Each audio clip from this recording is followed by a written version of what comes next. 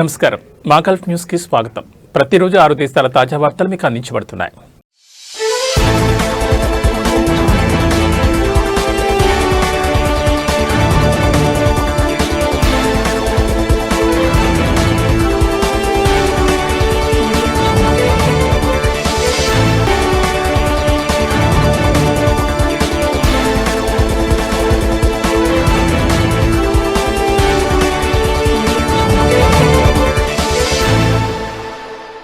Oman సుల్తానేట్పై ఒక వాయుద్రోణి ప్రభావం పడనుంది. దీని ప్రభావం నేటి సాయంత్రం నుంచి గురువారం ఉదయం వరకు ఉంటుందని పౌర విమానయాన అథారిటీకి చెందిన వాతావరణ నిపుణుడు ఇబ్రహీం బిన్ అహ్మద్ అల్ బ్రాస్డీ తెలిపారు.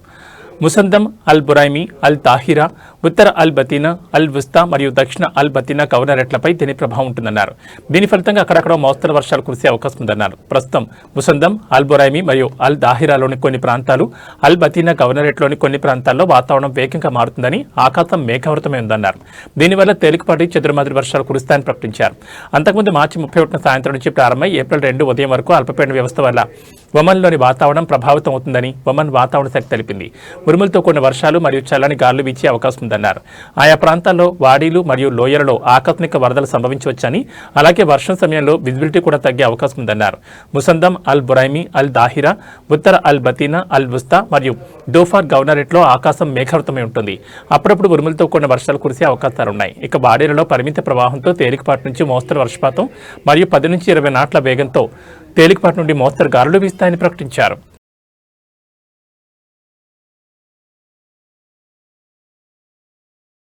మిడిల్ ఈస్ట్ యుద్ధం నేపథ్యంలో ప్రపంచ స్టాక్ మార్కెట్ల పతనం కొనసాగుతోంది. అదే సమయంలో చమురు ధరలు పెరగడం ఆందోళన కలిగిస్తోంది. ఈ క్రమంలో ఏప్రిల్ నెలకు సంబంధించిన ఇంధన ధరలను యుఏఈ ప్రకటించింది. సూపర్ 98, స్పెషల్ 95 మరియు ఈ ప్లస్ మార్చి నెలలో ఇంధన ధరలు స్వల్పంగా పెరిగాయి. తద్వారా గత 2 నెలలుగా కొనసాగుతున్న తగ్గుదల ధోరణికి అడ్డుకట్టుపడింది. అంతర్జాతీయ ధరలకు అనుగుణంగా ఉండేలా 2015లో యుఏఈ పెట్రోల్ ధరలపై నియంత్రణను తొలగించి స్వేచ్ఛా విధానాన్ని అమల్లోకి తెచ్చింది. ప్రాంతీయ సంఘర్షణలు మరియు యుఎస్, ఇజ్రాయెల్, ఇరాన్ యుద్ధ పరిస్థితుల కారణంగా మార్చి నెలలోని 3 వారాల పాటు ప్రపంచ చమురు ధరలు భారీగా పెరిగాయి. దీంతో ఏప్రిల్ నెలలో పెట్రోల్ ధరలు పెరుగుతాయని ముందుగానే అంచనాకు వచ్చారు. ప్రపంచ చమురు ధరల్లో వచ్చిన ఈ ఆకస్మిక పెరుగుదల కారణంగా అనేక దేశాలు ఇప్పటికే తమ పెట్రోల్ ధరలను పెంచాయి. అమెరికా, ఇజ్రాయెల్ మరియు ఇరాన్ల మధ్యప్రాచ్య సైనిక ఘర్షణ కారణంగా 2026 మార్చి మొదటి 3 వారాల్లో బ్రెంట్ సగటు ముగింపు ధర గత నెల $68.92 పోలిస్తే $92 పైగా చేరింది.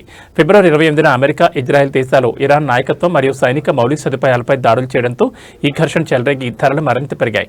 యుద్ధం కారణంగా హోర్ముజ్ జలసంధిని షిప్స్ మరియు ఆయిల్ ట్యాంకర్ల రాకపోకలకు మూసివేయడంతో పరిస్థితి మరింత దిగజారింది. ప్రపంచ చమురులో సుమారు 20% ప్రతిరోజు ఈ జలసంధి గుండానే వెళుతుంది. దీనికి తోడు యుద్ధంలో పాల్గొంటున్న దేశాలు ఇరాన్ మరియు ఖతార్లోని ఇంధన మౌలిక సదుపాయాల ప్రాజెక్టులపై దాడి చేయడంతో సరఫరాపై ఆందోళనలు మరింత పెరిగాయి.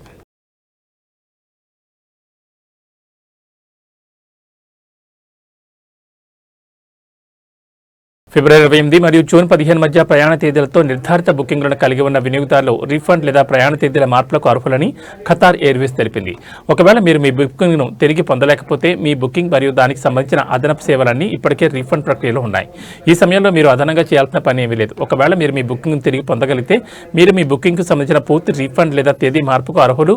ప్రధాన బుకింగ్ రీఫండ్ ప్రక్రియ పూర్తయిన తర్వాత అదనపు సేవలకు సంబంధించిన రీఫండ్లు విడిగా జమ చేయబడతాయి. ఒకవేళ మీరు ఇప్పటికీ ప్రయాణించాలనుకుంటే ఖతార్ ఎయిర్వేస్ నిర్వహించే విమానాలలో సీట్ల లభ్యతకు లోబడి మీరు మీ ప్రయాణ తేదీలను అక్టోబర్ 31 వరకు మార్చుకోవచ్చు. రీఫండ్ మొత్తాలు మీరు చెల్లించేసిన అసలు విధానం ద్వారానే తిరిగి జమ చేయబడతాయి. ఈ ప్రక్రియ పూర్తి కావడానికి గరిష్టంగా 28 పనిదినాల సమయం పట్టొచ్చు. మీరు ఖతార్ ఎయిర్వేస్ వెబ్సైట్లో అందుబాటులో ఉన్న ట్రాక్ ఏ రిఫండ్ అనే ఫీచర్ ద్వారా మీ రీఫండ్ స్థితిని సులభంగా ట్రాక్ చేయవచ్చు.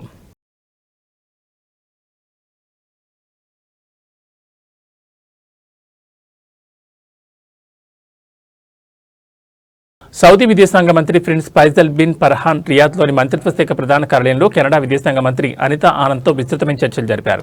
ఈ సమావేశంలో ఇరు దేశాల మధ్య ద్వైపాక్షిక సంబంధాలను మరింత పటిష్టం చేసుకోవడం, సమగ్ర భాగస్వామ్యాన్ని పెంచుకోవడంపై చర్చించారు. వాణిజ్యం, పెట్టుబడులు, అంతరిక్షం, ఏఐ, మైనింగ్, పర్యాటకం, విద్య, ఫార్మాస్యూటికల్స్ వంటి ప్రాధాన్యత రంగాలతో సహా అన్ని రంగాల్లో సంబంధాలను బలోపేతం చేయడానికి, అభివృద్ధి చేయడానికి గల మార్గాలపై వారు చర్చించారు. ఉద్రిక్తతను తగ్గించడానికి, సముద్ర మరియు ఇంధన భద్రతను పెంపొందించడానికి, కీలక మౌలిక సదుపాయాలను పరిరక్షించడానికి ప్రోత్సహించడానికి సమష్టి అంతర్జాతీయ ప్రయత్నాల ఆవశ్యకతపై మంత్రులు ఏకీభవించారు. ప్రిన్స్ ఫైజల్ మరియు అనిత ఆనంద్ తాజా ప్రాంతీయ పరిణామాలపై తమ అభిప్రాయాలను పంచుకున్నారు. సౌదీ అరేబియా మరియు ఇతర గల్ఫ్ దేశాలపై ఇరాన్ చేస్తున్న దాడులతో సహా ఈ ప్రాంతంలో వాతావరణాన్ని అస్థిరపరచడాన్ని వారు ఖండించారు. ఈ దాడులు ప్రాంతీయ మరియు అంతర్జాతీయ భద్రతకు ముప్పు కలిగిస్తున్నాయని అన్నారు. ఇరాన్ తన దాడులను తక్షణమే నిలిపివేయాలని, అంతర్జాతీయ చట్టాన్ని, అంతర్జాతీయ మానవతా చట్టాన్ని మరియు సత్సంబంధాల సూత్రాలను గౌరవించాలని వారు పిలుపునిచ్చారు. ఐక్యరాజ్యసమితి భద్రతా మండలి తీర్మానం 2817కు ఇరాన్ కట్టుబడి ఉండాలని, అరబ్ దేశాల్లో తన అనుబంధ మిలీషియాలకు మద్దతు ఇవ్వడం, నిధులు సమకూర్చడం మరియు ఆయుధాలు అందించడం ఆపాలని మంత్రులు స్పష్టం చేశారు. ఇది ప్రాంతీయ మరియు అంతర్జాతీయ శాంతి భద్రతల పునాదులను దెబ్బతీస్తుందని వారు పేర్కొన్నారు. సౌదీ అరేబియాకు కెనడా మంత్రి సంఘీభావం తెలుపుతుందని, కెనడియన్ పౌరులు స్వదేశానికి తిరిగి రావడానికి సౌదీ అందించిన సహాయానికి ప్రశంసలు తెలిపారు. గల్ఫ్ మరియు మధ్యప్రాచ్యాన్ని ప్రభావితం చేస్తున్న ప్రస్తుత సంఘర్షణ నేపథ్యంలో ప్రాంతీయ స్థిరత్వాన్ని ప్రోత్సహించడానికి, పౌరులను రక్షించడానికి సౌదీతో సన్నిహితంగా సహకరించడానికి కెనడా సిద్ధంగా ఉందని ఆమె పునరుద్ఘాటించారు.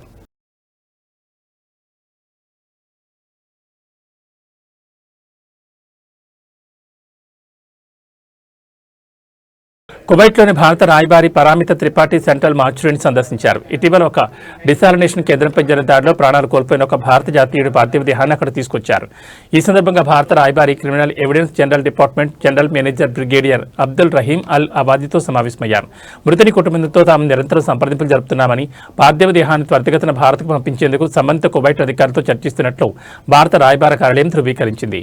కువైట్లోని విద్యుత్, జల మరియు పునరుత్పాదక ఇంధన మంత్రిత్వ శాఖకు చెందిన నీటి శుద్ధి కర్మాగారంపై జరిగిన డ్రోన్ దాడిలో తమిళనాడుకు చెందిన సంతానం సెల్వం కృష్ణన్ మరణించిన విషయం తెలిసిందే. అతని మరణం కువైట్లోని భారతీయ సమాజంలో తీవ్ర దిగ్భ్రాంతిని కలిగించింది. కువైట్లోని భారత రాయబార కార్యాలయం ఈ విషాద ఘటనపై ప్రగాఢ సంతాపం వ్యక్తం చేసింది.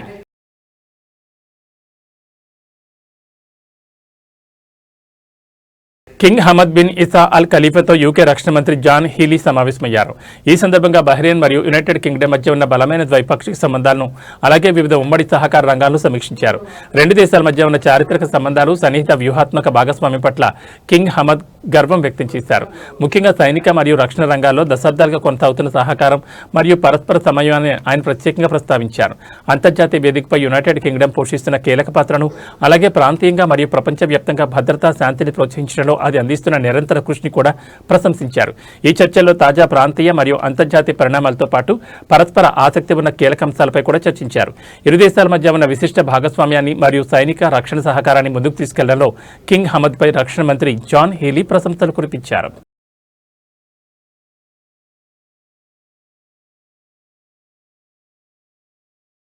ఇవి మా గల్ఫ్ న్యూస్ విశేషాలు. మరో బులెటిన్లో మళ్ళీ కలుసుకుందాం. నమస్కారం.